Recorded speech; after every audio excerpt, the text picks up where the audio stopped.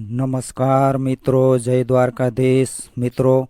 બરોડા પ્રેસ્ટેજમાં બનેલી આ એક સત્ય ઘટના છે. તો મારી સૌને વિનંતી છે કે તમારા કિંમતી સમયમાંથી થોડો સમય કાઢી આ કહાનીના અંત સુધી જરૂરથી જોડાયેલા રહેજો. મિત્રો, આ કહાનીની શરૂઆત કંઈક આ રીતે થાય છે. જાહેર રસ્તા ઉપર આવેલા રામજી મંદિરના પરિસરમાં 22 વર્ષનો એક યુવાન બેઠો હતો. મંદિરમાં દર્શનાર્થીઓની ખૂબ જ ભીડ હતી.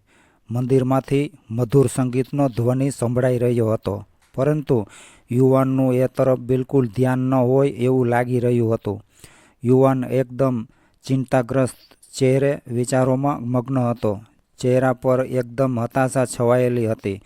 એ ઘડીભર ભગવાનની મૂર્તિ સામે જુએ છે, તો ઘડીભર નીચું માથું કરીને રડમસ થઈ જાય છે. જ્યાં યુવાન બેઠો હતો તેનાથી થોડે દૂર બેઠેલ એક યુવતી તેનું સતત નિરીક્ષણ કરી રહી હતી અને સાથે સાથે કંઈક યાદ પણ કરી રહી હતી. લગભગ અડધો કલાક પછી એ યુવાન ઊભો થયો અને બહાર નીકળીને જાહેર રસ્તા ઉપર ધીમે ધીમે ચાલવા લાગ્યો. યુવતી એક્ટિવા લઈને આવી હતી. તે પણ તરત ઊભી થઈ અને એક્ટિવા પર બેસીને તરત જ યુવાનની પાછળ ગઈ. યુવાન ભીની આંખે રસ્તાની બાજુમાં ઊભો રહ્યો. એટલે યુવતીએ એક્ટિવા ઊભું રાખીને સીધો જ પ્રશ્ન કર્યો કે, કોણ છો તમે? ક્યાંથી આવો છો? તમે આમ મૂંઝાયેલા કેમ છો? હું તમારું ક્યારની નિરીક્ષણ કરી રહી હતી. તમે એકદમ ચિંતામાં હોય એવું મને લાગી રહ્યું છે. તમે નિશ્ચિત થઈને જે હોય તે સત્ય હકીકત કહો. યુવતીના શબ્દો સાંભળીને યુવાન રીતસરનો રડી પડ્યો અને યુવતી સામે ઘડીભર જોઈ જ રહ્યો. પરંતુ તરત જ આંસુ લૂછીને તેણે થોડી સ્વચ્છતા ધારણ કરી. થોડો સ્વસ્થ થઈને એણે ટૂંકમાં જવાબ આપ્યો કે કંઈ નહીં, બસ થોડો લાગણીવશ બની ગયો હતો. યુવાન યુવતીના પ્રશ્નો ગળી ગયો. એ વખતે યુવતી થોડી મૂંઝાઈ, પણ થોડીવાર વિચાર કર્યા પછી યુવાનના ખંભે હાથ મૂકીને પ્રેમથી એ બોલી કે ચાલો મારા ઘરે. મારા પપ્પા આગળ તમારા મનની જે કંઈ વ્યથા હોય તે રજૂ કરજો. કદાચ કોઈ રસ્તો મળી જાય. યુવાન સંકોચાઈને ફરીથી યુવતી સામે એકીટસે જોઈ જ રહ્યો. એ યુવતીની લાગણી જોઈને એકદમ વિહવળ થઈ ગયો. એનામાં બોલવાના હોંશકોશ ના રહ્યા. યુવતીના સવાલોએ યુવાનને ઝંઝોળી નાખ્યો હતો અને આદેશ કર્યો કે બીજી વાત પછી પહેલાં મારે ઘરે ચાલો. કેમ? શા માટે? આપ કોણ છો? મને તમારા ઘરે કયા સંબંધના નાટે લઈ જાઓ છો? યુવાન રડમસ અવાજે બોલ્યો.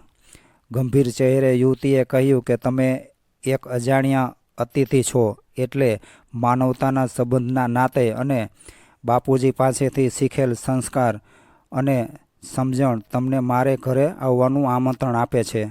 કાંઈ પણ આનાકાની કર્યા વિના જલ્દીથી એક્ટિવા પાછળ બેસી જાઓ.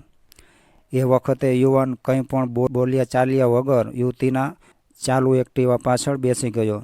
છતાં પણ યુવાને એટલું તો જરૂર પૂછી લીધું કે એક અજાણ્યા યુવાનને તમે તમારા ઘરે શા માટે લઈ જાઓ છો? ત્યારે યુવતીએ કંઈ પણ જવાબ ન આપ્યો. થોડી વારમાં તો એ યુવતીનું નિવાસસ્થાન આવી ગયું. દરવાજે આવીને હોર્ન વગાડ્યું એટલે તરુણ વયનો એક છોકરો દોડતો દોડતો આવ્યો અને બોલ્યો કે લાવો દીદી, હું એક્ટિવા પાર્ક કરી દઉં. યુવતી અને યુવાન નીચે ઉતર્યા. યુવતીએ એક્ટિવા તરુણ વયના છોકરાને આપ્યું.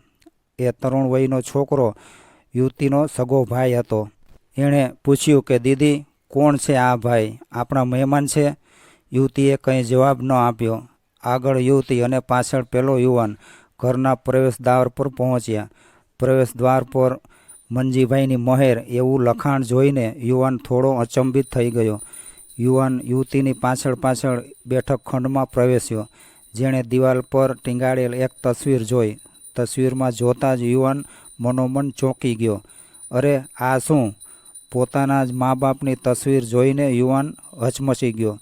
યુવાન તસવીરને એકી નજરે જોઈ જ રહ્યો. એની આંખો આંસુઓથી ઉભરાવા લાગી. રસોડામાંથી પાણી ભરીને આવેલ યુવતીને ખબર પડી ગઈ હતી કે આ જ યુવાન મંજી કાકાનો રવિ છે. યુવાન મનોમન વિચારી રહ્યો હતો કે ઘણી વખત બાપુજી મને જે તસવીર બતાવતા હતા એ આ જ તસવીર હતી. રવિની ઓળખાણ પાકી થઈ જતાં યુવતીએ નામ સાથે સંબોધન કરતાં કહ્યું કે રવિ, પાણી પી લ્યો. ત્યાં તો એક્ટિવા પાર્ક કરીને આવેલો યુવતી આરતીનો નાનો ભાઈ પાર્થ રવિને જોઈ જ રહ્યો. મમ્મી જલ્દી આવ, એમ કહીને આરતીએ બૂમ મારી. આરતીના મમ્મી કાંતાબેન દોડતા દોડતા બેઠક ખંડમાં આવ્યા. આવેલ વ્યક્તિથી અજાણ કાંતાબેન પાસે જઈને આરતીએ ધીમેથી કહ્યું કે મમ્મી, આ મંજી કાકાના દીકરા રવિ છે. રામજી મંદિરે બેઠા હતા ત્યાંથી હું એને અહીં લાવી છું. હકીકતથી સાવ અજાણ કાંતાબેન જલ્દી રવિ પાસે આવ્યા અને ખંભે હાથ મૂકીને લાગણીવશ અવાજે બોલ્યા કે બેટા રવિ, શું વાત છે? કોઈ સળવળાટ ના થતાં કાંતાબેન નીચે બેસી ગયા અને ઘડીભર રવિના માથા ઉપર હાથ ફેરવતા ફરીથી બોલ્યા, તને શું થયું છે દીકરા? કેમ કાંઈ બોલતો નથી? રવિને તો જાણે પોતાની સગી માનો હાથ ફરી રહ્યો હોય એવું અનુભવ થતાં રવિએ સહેજ માથું ઊંચું કરીને કાંતાબેન તરફ નજર કરી. ધીરે ધીરે એ બેઠો થયો અને પછી નાના બાળકની જેમ સકરવકર નજરે સાવ અજાણ્યા લાગતા પરિવારને જોતો જ રહ્યો. થોડું પાણી પીધું, સોફા પર બેઠો. થોડો સ્વસ્થ થતાં જ એ બોલ્યો કે આ કોનું ઘર છે? તમે લોકો મને કેવી રીતે ઓળખો છો? દરવાજા પર મંજીભાઈની મહેર અને ઘરમાં મારા મા બાપની તસવીર, આ બધું શું છે? મને તો કાંઈ સમજાતું નથી. કાંતાબેન ભાવાવેશ થઈને બોલ્યા કે બેટા રવિ, આ તારું જ ઘર છે. તારા બાપુજી અમારા ભગવાન છે. બાકીની વાતો તારા કાકા આવીને કરશે. પરંતુ તું આમ નર્વસ થઈને કેમ બેઠો છે? ઘરે મંજીભાઈ અને સંતોકબેન કુશળ તો છે ને? ત્યાં તો અચાનક રવિ ધ્રુસકે રડવા લાગ્યો. કાંતાબેને એને ખોળામાં લઈને સાંત્વના આપતા પૂછ્યું કે બેટા, જે હોય એ સત્ય હકીકતની વાત કર. રવિ ભાવવિહીન અને નિશ્ચેત ચહેરે એટલું જ બોલી શક્યો કે મારા મા બાપ અત્યારે આ દુનિયામાં રહ્યા નથી. શું વાત કરે છે? કાંતાબેનના મોઢેથી આટલા જ શબ્દો નીકળ્યા ત્યાં તો એ પણ જોરદાર આંસુએ રડી પડ્યા. એની સાથે આરતી પણ રડવા લાગી. એ વખતે વાતાવરણ ખૂબ જ ભારેખમ અને કરુણ બની ગયું હતું. ત્યારે કોણ કોને સાંત્વના આપે એ જ સમજાતું ન હતું.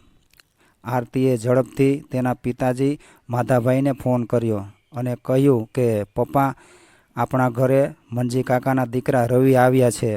તમે જલ્દી ઘરે આવો. મારા બાળ લંગોટિયા મિત્ર, ભાંગિયાનો ભેરું, મારા ભગવાન, મંજીભાઈનો દીકરો મારા ઘરે આવ્યો છે.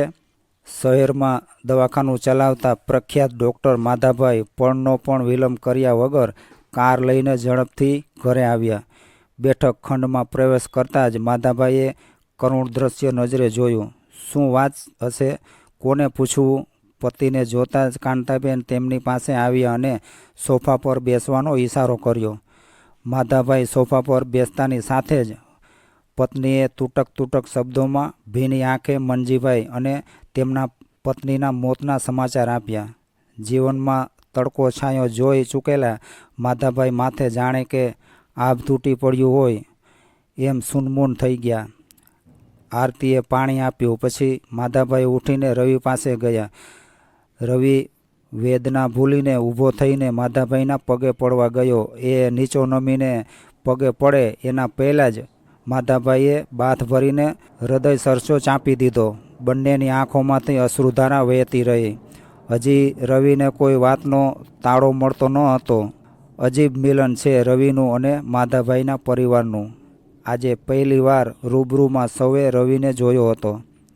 ગામડામાં રહેતા એક ખેડૂતનો દીકરો, 12 ધોરણ પાસ, ખેતીની 5 વીઘા જમીન, ભણવામાં હોશિયાર, ધોરણ 8માં નજીકના શહેરમાં અભ્યાસ અર્થે ગયા. ત્યાં મંજીભાઈ તેમના સહાધ્યાયી બન્યા. મંજીભાઈ નજીકના ગામનો ગરીબ પરિવારનો એક દીકરો.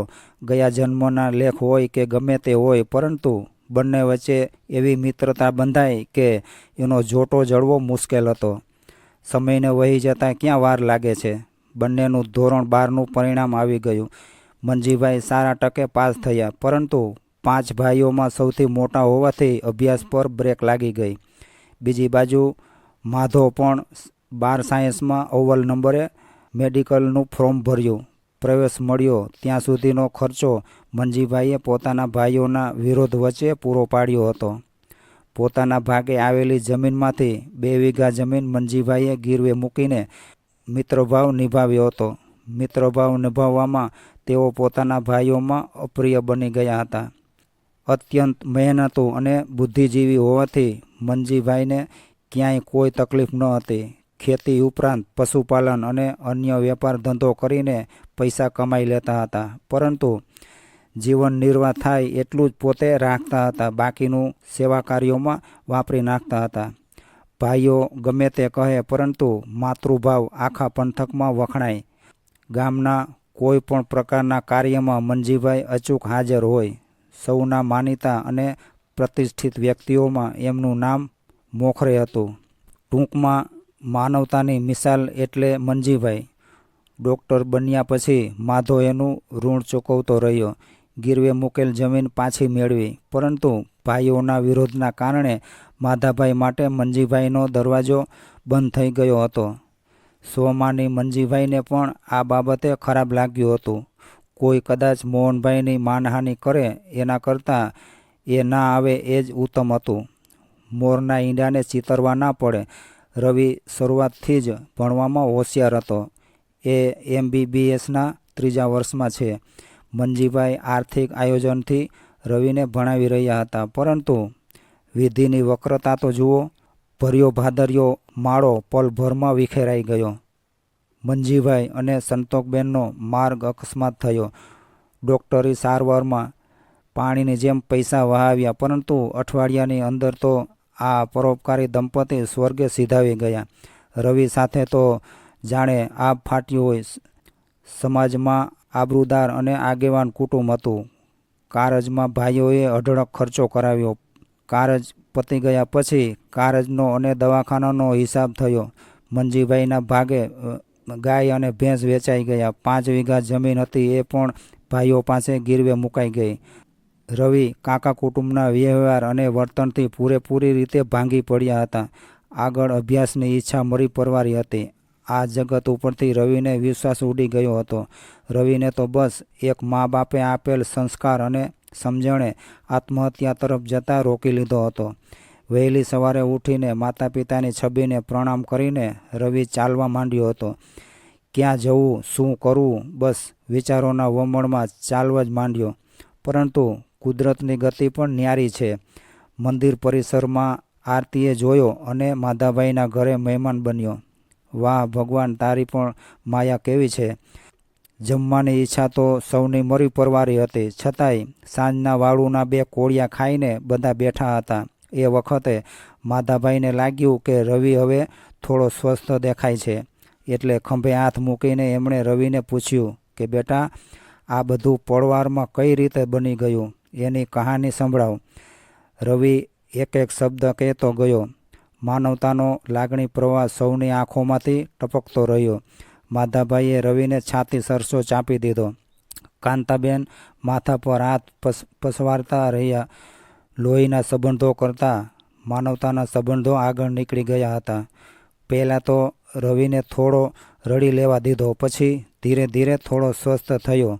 આરતીએ સૌને પાણી આપ્યું. માધાભાઈએ મંજીભાઈ સહાધ્યાયી હતા ત્યારથી માંડીને ડૉક્ટર બન્યા ત્યાં સુધીની મંજીભાઈની ભૂમિકા શું હતી એનું પૂરેપૂરું વર્ણન કર્યું.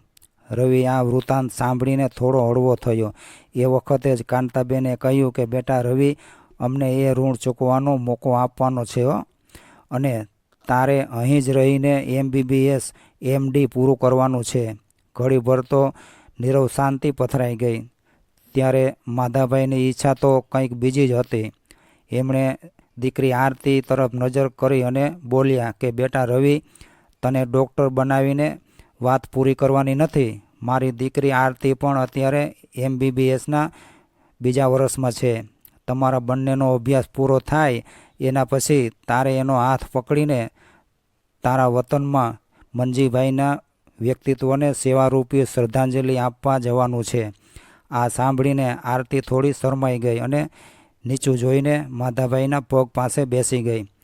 સમયના સોનેરી વહેણમાં સરકતા સરકતા ડૉક્ટર રવિ અને ડૉક્ટર આરતી બંને પતિ પત્ની આજે મંજીભાઈના સેવા ધર્મને ઉજાડી રહ્યા છે. રવિના વર્તનમાં એમના પોતાના આલિશાન ઘર પર સ્પષ્ટ અક્ષરોમાં લખેલું દેખાય છે કે મંજીભાઈની મહેર. મિત્રો, આ કહાની તમને પસંદ આવી હોય તો વિડીયોને લાઇક, શેર અને ચેનલને સબસ્ક્રાઈબ જરૂરથી કરજો અને કોમેન્ટમાં જય દ્વારકાધીશ અવશ્ય લખજો. જય દ્વારકાધીશ.